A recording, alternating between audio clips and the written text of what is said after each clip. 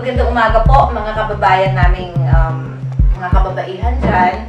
Andito na naman po tayo sa bagong edisyon ng Usapang Kababaihan o Strictly Women. So, sa pagkakataon po ito, kasama po natin si Dr. Teresita Nobleza Cueva, ang Municipal Health Officer ng Bangar, La Union. Despite of the credentials of Dr. Tess, mas pinili po niya na maging isang doktora sa isang komunidad para makatulong sa mga tao doon. So, kaya po siya ang aming piniling panauhin sa araw na ito para i-discuss po sa atin kung ano po ang mga common clinical illnesses that affect women. So, magandang umaga, Dr. Tess. Magandang umaga naman po sa ating mga kababayan. Okay, Doktora, sa inyong pong trabaho sa munisipyo o sa iyong pinagtatrabuhang lugar, ang dami niyong pasyente, ano po? Oo, napakarami. So, sa lahat ng mga pasyente niyo, alin ba ang may pinakamaraming bilang, babae ba o lalaki? Mas maraming babae kaysa lalaki. So ibig sabihin, talaga lang na, ang mga babae pala ay mas nakakarami ang problema pag ang pinag-uusapan ay kalusugan, ano? So, tanungin ko nga, Doktora, ano ba yung mga pangunahing daing o yung madalas na ikinukonsulta ng mga kababaihan sa Bangar? Kadalasan, ang mga daing ng ating mga kababaihan ay mga katulad ng migraine, o kaya stress, o kaya yung tinatawag natin na fatigue syndrome. Okay? Ano mo, siguro kasama na dyan ang yung sakit ng walang pera. So, alam mo, Doktora, siguro kailangan nating unahin kung ano ba itong fatigue syndrome na pinag-uusapan. Kailangan naming malaman kung ano ba talaga, meron bang ganitong sakit o ano. Ang fatigue syndrome ay isang disorder na ito ay characterized by persistent fatigue. Pero may kasama rin ibang sintomas. At ito ay isang sakit na hindi related sa ongoing na exertion, yung sa activity mo sa ngayon na strenuous, gano'n. At hindi rin siya nare-relieve by rest, at hindi rin siya caused by medical conditions. Pero mga sintomas nito ay katulad ng mga muscle and joint pains, mga headache, mga mental and physical exhaustion. Alam niyo yung parang natulog ka pero hindi ka na-refresh, na gano'n. Oo. So parang ang ibig sabihin pala kung merong isang time na pagod ka before, tapos akala mo nakapag-rest ka na, pero hindi rin pala. Okay. So, Doktora, pwede bang huwag mapagod? Pero, di ba, wala rin namang pera, no? So, sa iyong palagay, ano ba yung mga dapat gawin para at least naman, di ba, maibsan yung mga fatigue na yan? Actually, ang fatigue syndrome ay tinatawag din na post-viral fatigue syndrome, ano? So, ibig sabihin, from that term itself, nararanasan mo ito pagkatapos ng isang viral infection. Okay? Sa totoo lang, wala pang nakikita intervention dito na effective talaga na makakapagbalik sa isang tao sa kanyang normal na routine na activities. Pero ang pinaniniwala ang beneficial for this is yung tinatawag nilang behavioral therapy. Pero this is a form of psychological therapy. So, okay. Siguro, siyempre ang pinag-uusapan natin ngayon ay kapaguran ng ating katawan. Iniisip natin, siguro ang pinakamagandang gawin na lang para hindi naman may mapagod, wag na lang magtrabaho. Pero hindi naman pwede. Kasi ang nanay, di ba, hindi siya pwedeng hindi gumalaw. Kailangan gumalaw siya kasi, di ba, pag gabi, hindi pa siya natutulog, iniisip na naman niya kung ano yung susunod na gawin the following morning, di ba? So, doktora, pag napapagod kayo, ano bang nire-reseta nyo sa katawan ninyo? Sa sarili ko? Oo. Actually, ako, ang therapy ko yung bonding ko sa family.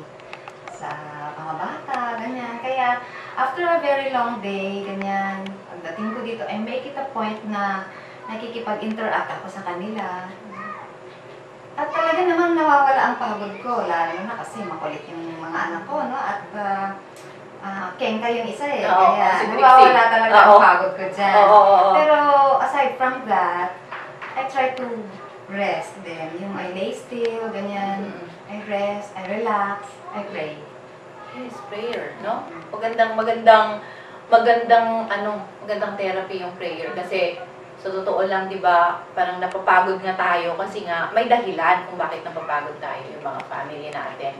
Kaya siguro, yun din yung magandang gamot sa mga ating pagod na katawan. Sila din, kasi sila naman yung dahilan kung bakit nagtatrabaho tayo. Okay. Ngayon, ang ating pag-uusapan naman ay tungkol sa migraine. Di ba? Migraine kasi ang iniisip natin parang sakit ng ulo. Sakit ng ulo. Ano yung migraine na yan, Tora? Yeah, tama ka doon, Isa talaga siyang sakit ng ulo. Kaya actually, ang tawag sa is migraine headache. To qualify or to distinguish it from the other types of headaches. Okay. So, pag sinabi mong migraine headache, usually yan yung mga form of headache na moderate to severe. Yung grabe-grabe. Tapos, usually yung character niyan is pulsating o kaya throbbing. Yung pumipintig-pintig. And kung minsan, maabot yan ng 2 oras hanggang 72 hours, no? Ganun kalala. And another distinguishing feature niyan is madalas kasabay niyan is yung nasusuka ka o kaya sumusuka ka na actually. Ganon. So, nausea, ganon And pwede rin may kasamang yung photophobia o yung sa maliwanag, nasisilaw ka or phonophobia, ayaw mo sa ingay. Ganon ang usually ng character ng migraine headache. And na-aggravate yan ng routine activities mo. Okay. So, ganun pala yun, So, ibig sabihin pala, pag halimbawa sumakit ang ulo mo ngayon, talagang masakit siya. So, the following day, wala naman na. And then the following day, ganun na naman katindi yung sakit. Migraine yun. Pwede. Depende sa mga kasamang symptoms nun. Kung mag-qualify tayo dun sa definition ng migraine. Sige, alam na natin kung ano po yung migraine. So, ano yung mga ginagawa ninyo, doktora, pag halimbawa may sakit kayo sa ulo, halimbawa yung migraine na yan, may ginagamit ba kayo sa bahay? No, hindi na kailangan pumunta sa doktor at magpareseta? May tinatapal ba kayo? Actually, pinaka-common na ginagamit for migraine is analgesics or painkillers. So, depende sa response ng katawan mo sa analgesics kasi may klase-klase din yan Meron din, kunyari, yung paracetamol is may analgesic properties yan. Kung ma-relieve na niya yung pain mo, yung headache mo, well and good. If not, then you can go to yung stronger painkillers. Ganyan. And pwede ka rin mag-take ng antiemetics o kaya yung pagpatigil ng pagsusuka. Ako, hindi na ako umiinom nun kasi nakakaya ko naman kasi mina-migraine din ako from time to time. Pero nagkakasya naman na sa paracetamol. Nare-relieve na ako sa mga analgesics na yung ordinary lang, over-the-counter lang. Hindi ko na kailangan yung mga tinutusok. Oo, injectable na painkillers. Hindi na. Kasi one time, nagkaroon din ako ng sakit ng ulo. So I thought, masakit siya. Hindi na siya pwedeng pumunta ako sa isang hospital. Sabi ko, doktora, pwede po bang magpatusok? Sabi, bakit? Kasi nagmamigraine po ako. Bakit? Anong itutusok sa'yo? Yun pala, hindi dapat tinutusok yan. Kailangan pala na na i-prove nila kung talagang severe yung migraine mo. Yeah. At saka, Mm. malaking tulong din yung simpleng avoidance of triggers lang. Oo. Kasi ang mga trigger factors ng migraine include yung mga stress mismo, fatigue, ganyan. Gutom, pwede rin, hunger, no? Pwede rin yung mga caffeine, although medyo controversial kasi Oo nga. yung mga nuts, ganyan, yung mga chocolates. Mm. Controversial kasi may mga studies na ginagawa noon pero hindi ganon kaganda yung evidence na talagang sila nag-cause ng migraine. Pero laging implicated yung mga yan pag pinag-uusapan ng migraine. Okay, ngayon, naliwanagan na po tayo sa migraine.